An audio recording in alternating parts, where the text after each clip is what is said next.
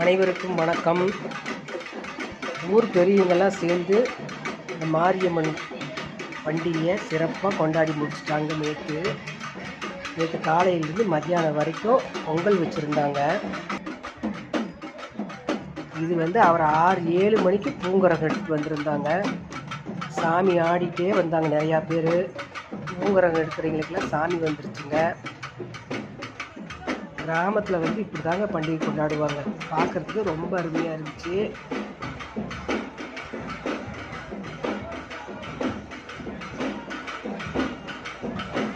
சாமி வேஷம் போட்டுட்டு நிறையா பேர் வந்திருந்தாங்க. நான் 7 மணிக்கெல்லாம் கோயிலுக்கு போயிட்டேங்க. 9:30 மணிக்கு தான் வீட்டுக்கு வந்தேன். அவ்வளோ அருமையாக இருந்துச்சுங்க. கோயிலில் நிறைய சீரியல் பல்பெல்லாம் போட்டிருந்தாங்க.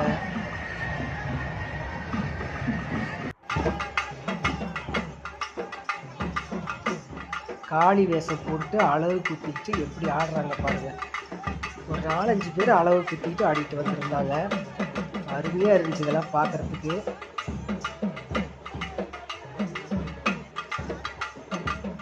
மேலே அடிக்கிறது நேரில் பார்த்தா தாங்க நல்லா இருக்குது.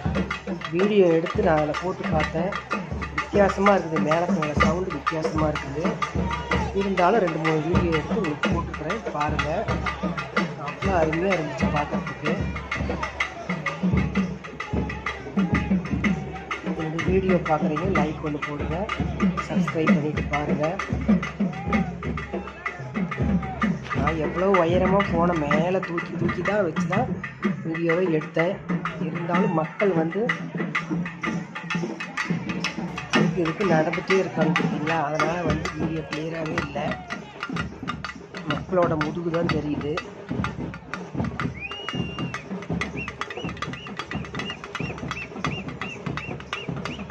ஆடி மாதம்னாலே நிறைய இடத்துல, பொதுவாக சேலம் மாவட்டத்தில் சுற்றி உள்ள கிராமங்களில் கண்டிப்பாக மாரியம்மன் காளியம்மன் பண்டிகை போடுவாங்க.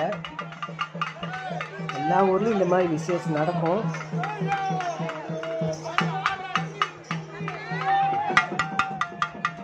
உங்கள் ஊர்லலாம் மாரியம்மன் பண்டிகை போட்டாங்களா? பொங்கல் வச்சிங்களா? சிறப்பாக கொண்டாடினீங்களா? அப்படிங்கிறது கமெண்டில் போடுங்க. தேங்க்யூ.